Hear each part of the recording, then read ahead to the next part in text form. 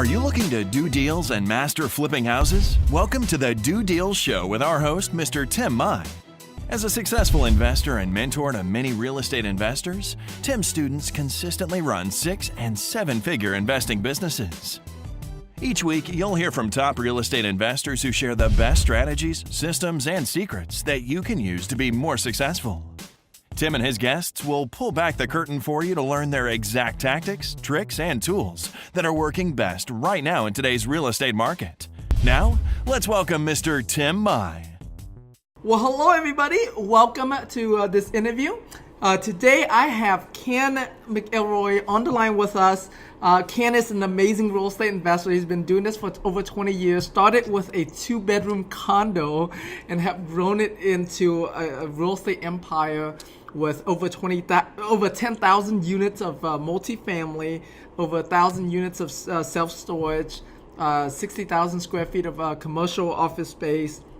And he has 4 books. One that's did you recently launch the book, Ken? The ABCs of Real Estate Investing? It's actually been out for about 10 years now. Oh, it's been out for 10 years. Okay. Yeah. So Ken has this book, and he supports a lot of different charities as well. And so, thank you so much, Ken, for doing this interview with me today. Oh, my pleasure. Happy to be on with you. Great. So I can't wait to hear your story of how you went from that 2-bedroom condo. So if you can take us back on, how you got started in real estate investing and what got you even interested in real estate investing. Sure. So I actually started in property management right out of college. Oh. And I was managing properties, to pay rent while I was going to school, try to help pay bills. And while I was doing that, I ended up getting my real estate license. And I was studying business and didn't really know what direction I wanted to go. And then I realized that a guy who owned the property, he would come in once a month, take all the rents to the bank. And I was like, okay, I'm definitely on the wrong side of the desk here. So I ended up getting into property management for about almost 10 years. And then it was once I felt like I was qualified enough to start buying properties, that's when I started. I started with a 2-bedroom, 1-bath condo, and I used my own money. But then after just a few of those, I ran out of money, just like a lot of people. So that's when I had to learn how to raise money, which is what I started doing 15 years ago. Gotcha. Okay. Now, would you recommend that everyone start out learning about the property management business first before they invest in long-term rentals? That's a good question. I think that property management is the key, certainly for understanding a property before you buy it, helping while you're buying it, in the process of due diligence, and then certainly after. So I don't think that you necessarily have to have the knowledge like I do, but you definitely have to have a property manager on your team, somebody that's very, very good. I think most of the mistakes that I see, we have 10,000 units, we have 350 employees now, and our company's grown pretty rapidly. We're based in Scottsdale, Arizona, but we have offices all over Texas, all over Oklahoma, and Nevada. And but I started with just one unit, and I realized quickly, in order to, a lot of people stay small because they try to do it themselves. And once you realize, that there are better people for different things out there, like a property manager, it sure helps, one, in the overall success of what you do, but two, if you start raising capital, you want to make sure that you found somebody that can manage the property because they're going to return the capital. So it's a great question. Yeah, okay. And so you got into that 2-bedroom condo. You bought it as a rental property, or did you buy it to flip? No, I haven't sold any property. So that's one of the some of the smartest people I know that own real estate have owned it long term, And I'm more of a cash flow guy, so when we buy properties, I always make sure that they cash flow. That way, if the market goes down, you're still cash flowing. And if that isn't the course, if the rents stay stable and the mortgage is fixed. But so there's a lot to cash flow, but I'm a cash flow guy, and that's why that's how I met Robert Kiyosaki. He's a cash flow guy, and he happened to be in Phoenix here in Arizona, and we got introduced like over 10 years ago, and then we started buying properties together. He's my partner in lots of properties. I see. Okay. So if you can speak into that, right, of coming in, looking at properties from a cash flow perspective, I can see that works if someone has an existing business or maybe they have a good job. But a lot of people that I know getting in real estate, they wanted to have real estate be their sort of their full-time income, right? So how do you best, how can one best focus on cash flow and still have the income coming in from the real estate business to live now? Or how do you recommend that they juggle that? Yeah. Well, I think that I completely understand that question. The problem that I have with turning properties quickly is that, well, first of all, good properties are hard to find. Wouldn't you agree? Yeah. So the last thing I want to do is sell that. So because they're so hard to find, the last thing I want to do is sell it, even though I might have a lot of appreciation in it. So, so we've always been more of a long-term hold strategy. And the way we do it is that we take a fee for finding the property and holding it long-term. So, there's a fee that, usually now I have about 800 accredited investors. And so when we find a project, let's say a $20 to $30 million project, and we need, say, $7 or $8 or $9 or $10 million, it funds in basically 1 to 4 hours with our investors. And the reason is because if we were turning that property quickly, we might make a lot of money, but then we might pay that out in tax. And so by the time that you make your money on the appreciation, you sell it, you pay the all the fees for the brokerages and all those things, plus all your tax, you're really left with about 40%. So the strategy, our strategy is a lot different, where we buy properties for the long term, we take a fee for doing that, and then what we do is we use debt to replace out the debt, so we refinance. So we grow the value of the properties, and then we use debt to refinance out. So the whole goal is to take investor equity, invest it, grow the value of the real estate, use new debt to take back out that equity. And when we return that, then that becomes tax-free because you don't pay tax on debt. So that's essentially why we have so many investors. There's definitely, we've been doing it for 15 years, and there's definitely times where the property values have been lower and higher. It just depends on the cycle that we're in. But because we're not focused on a sale of the property, it doesn't really matter.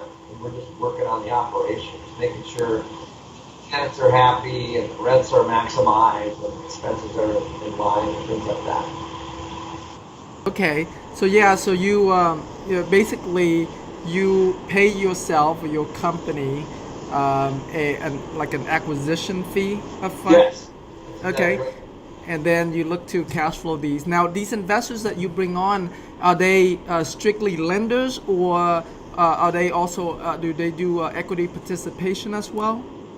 Yeah, so we don't do any hard money or anything like that. So these are straight accredited investors. The minimum is $100,000, and it's a direct equity investment. They're on title with whatever corporation or LLC that they give us. And so, they're our partners essentially. Gotcha. Okay. I'm curious as to, why, because I've seen it where people take on strictly debt, and some take on, debt and equity, and in your case, it's all equity. How do you best decide that, or what have you seen as, the model? I guess you like the Yeah. most, and why? Well, we usually mirror the equity with debt, but the debt is usually with like Fannie Mae or Freddie Mac or something along that line. So we're unless we're doing a ground up construction deal, which I have about 100 million under construction right now in apartments, and for those we use local banks, but essentially money, whether it's debt or whether it's equity, it's just money.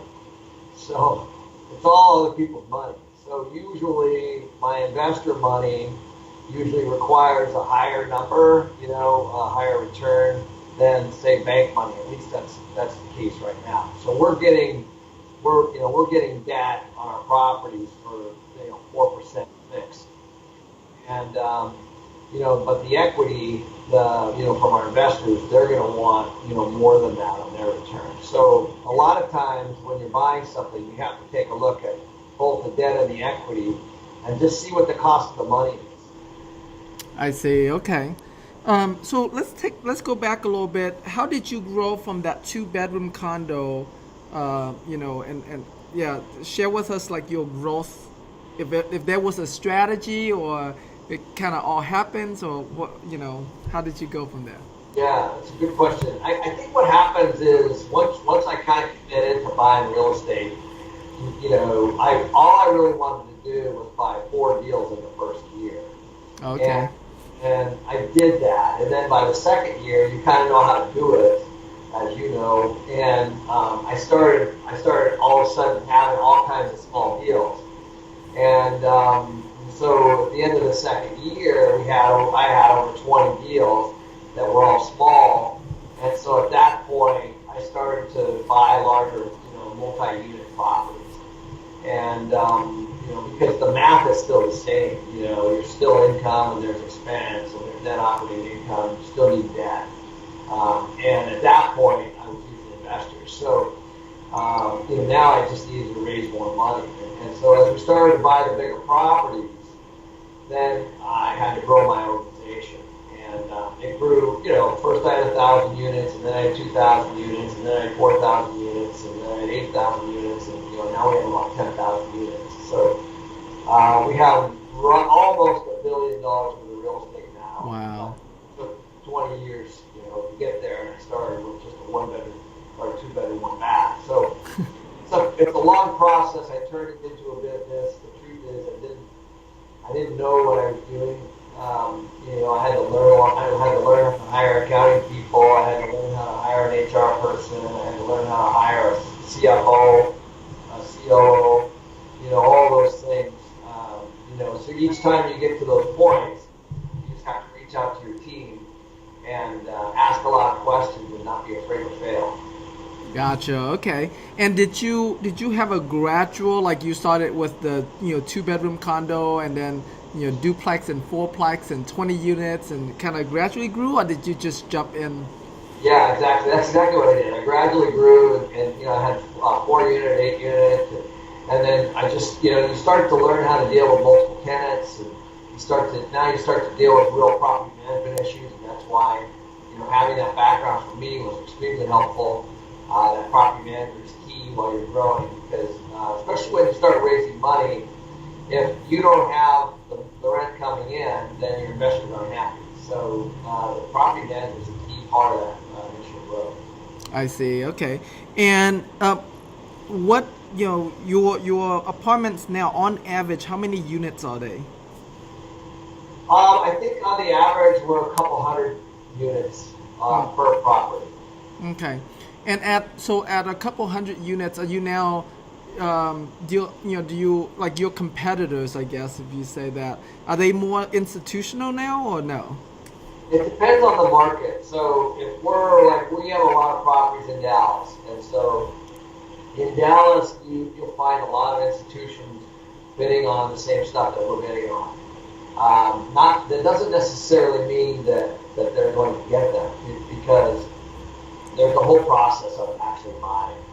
But in some of the smaller markets, that you're not going to see a lot of the institutions. So on those markets, you're just going to see a lot of syndicators.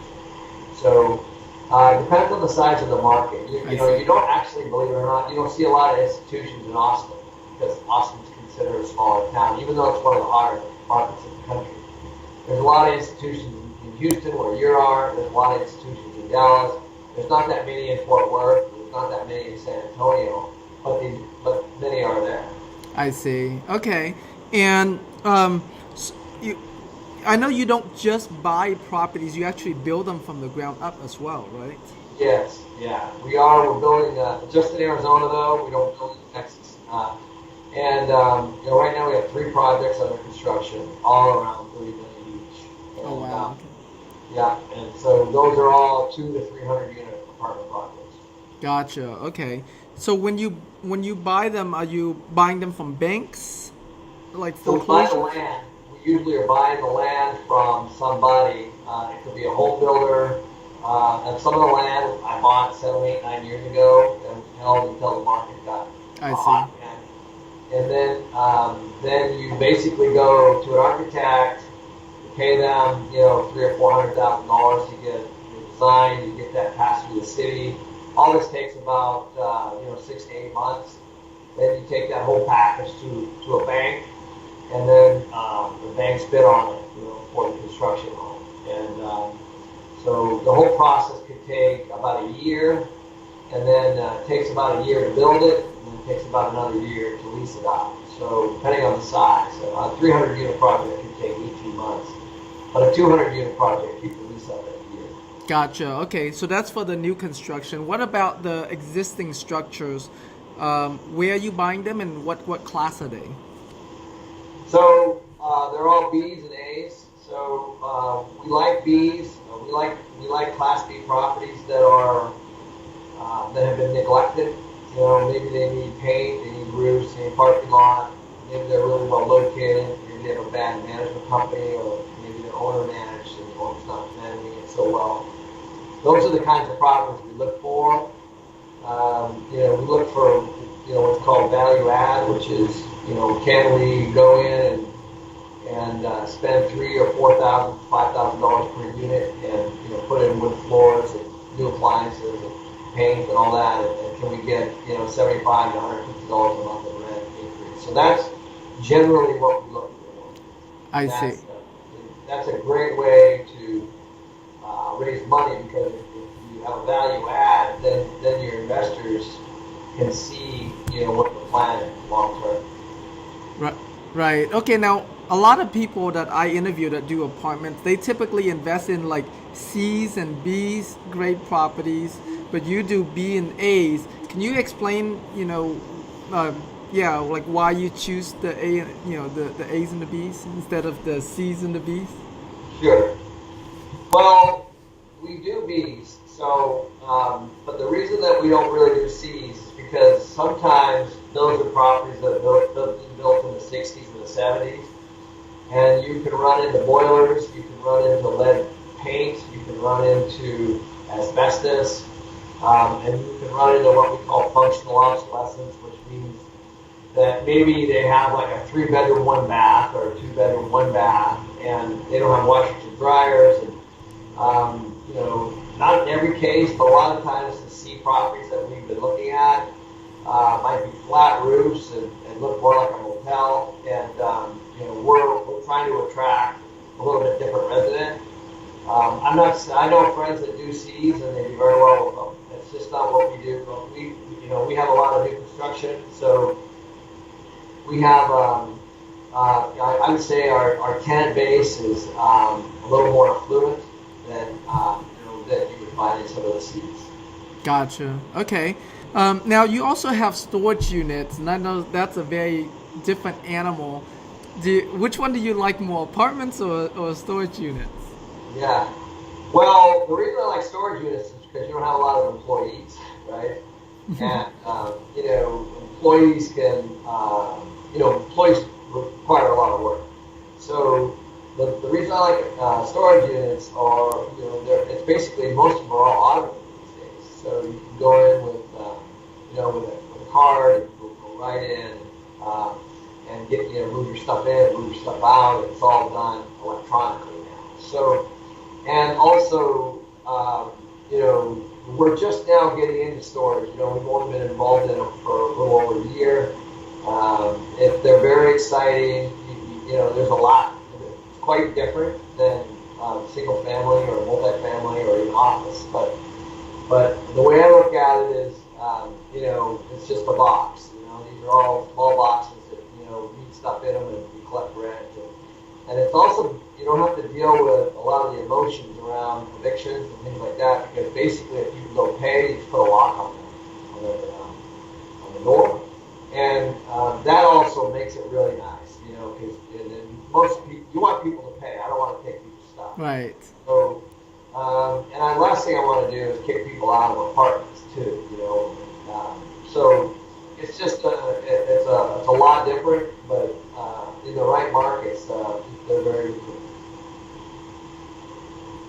Gotcha. Okay. So, if someone's starting out in this business and they want to build up their cash flow business like you have, where would you recommend that they start? Yeah, it's a great question. I get asked that a lot. The right answer is you have to go to where the jobs are. And you have to go to where the cities are pro jobs. So that's the high level answer, but it's the truth. Because I think what happens a lot of times when people get into real estate is they go out and they buy something really cheap on the edge of town, and then they can't understand why nobody wants to move into it. And you're better off to pay twice the amount and be near somewhere next to a school that's in demand, or next to an employer that's growing, or whatever. So, I always look right now. If you look at some of the core communities, some of the core cities, like Seattle, Boston, San Francisco, Phoenix, Atlanta, Denver.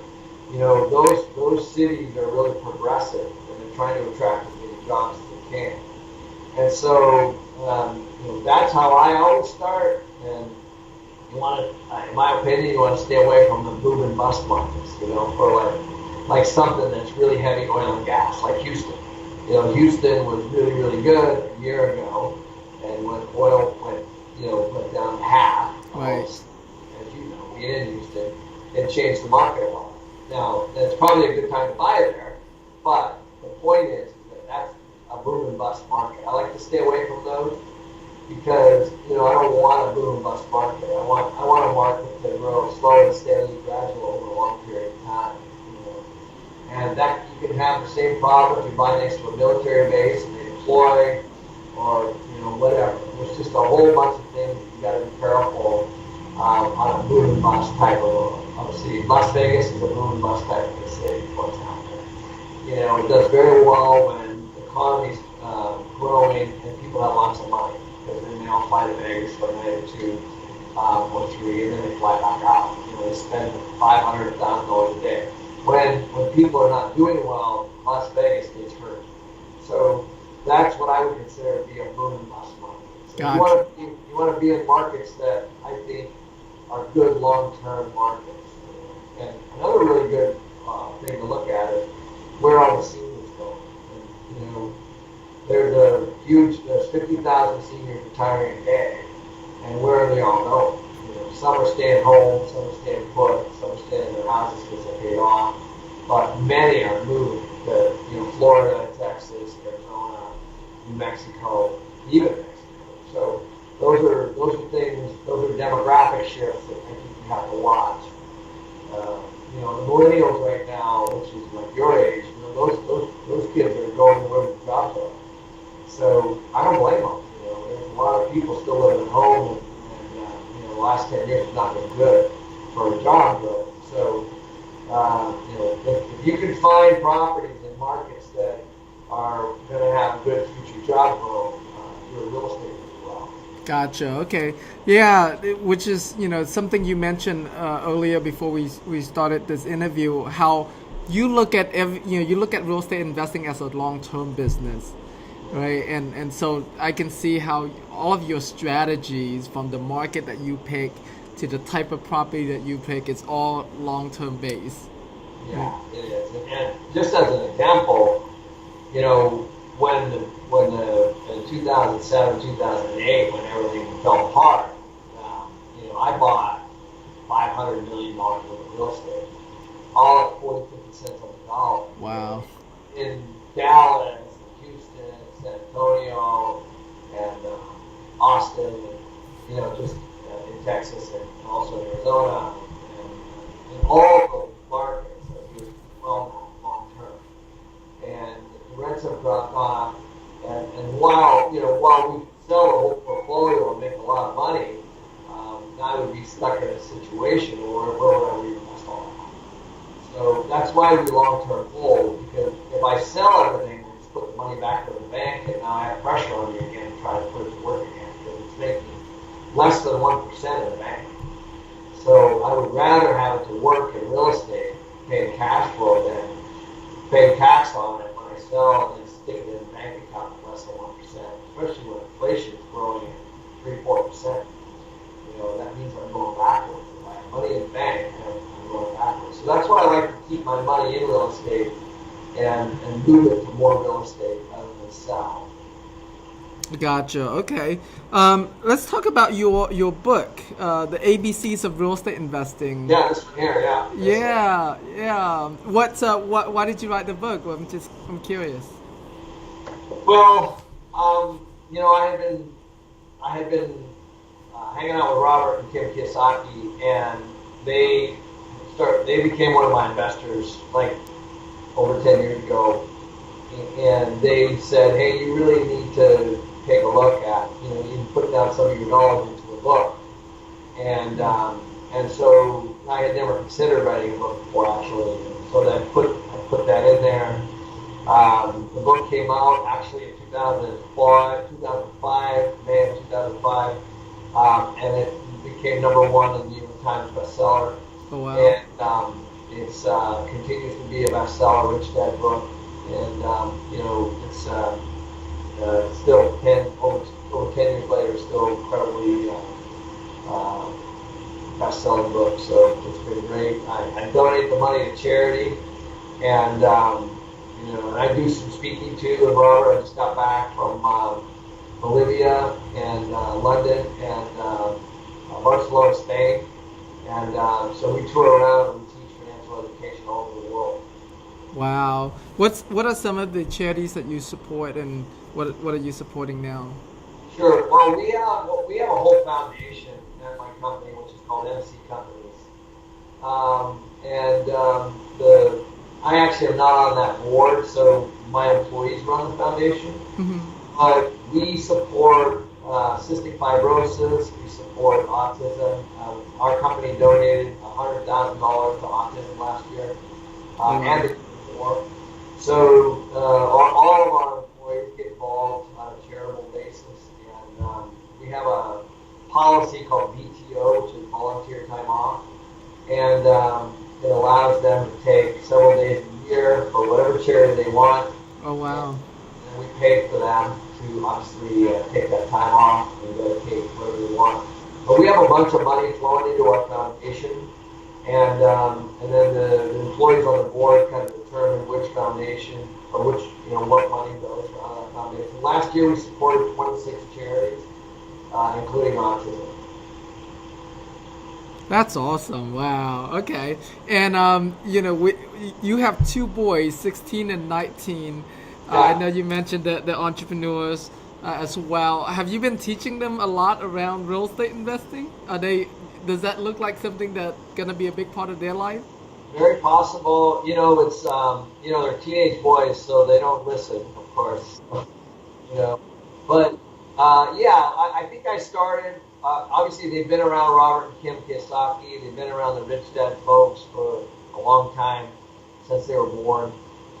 They started playing the cash flow game for kids, and then they started playing the the adult version, and they're very good at it. They understand the difference between an asset and a liability. They understand the difference of a doodad. They understand the difference of cash flow versus capital gains.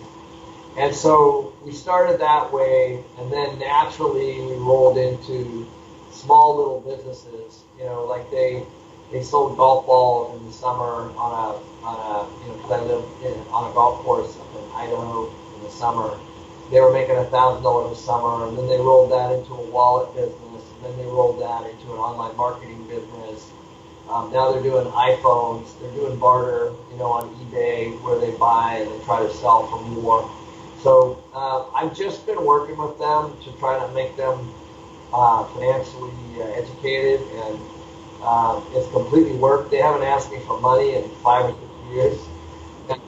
Yeah, and they literally they know how to make their own money, and all their friends are asking them questions on how to make money. And the best part for me, honestly, is seeing their confidence. Because literally, when they see something that they want, doesn't really matter, they think of a way to get it. And they don't come to me for the money or, will you buy this for me or any of that. They literally, whatever they want, they figure out a way to make the money to get. So, and there's nothing more empowering than your child as right. an education.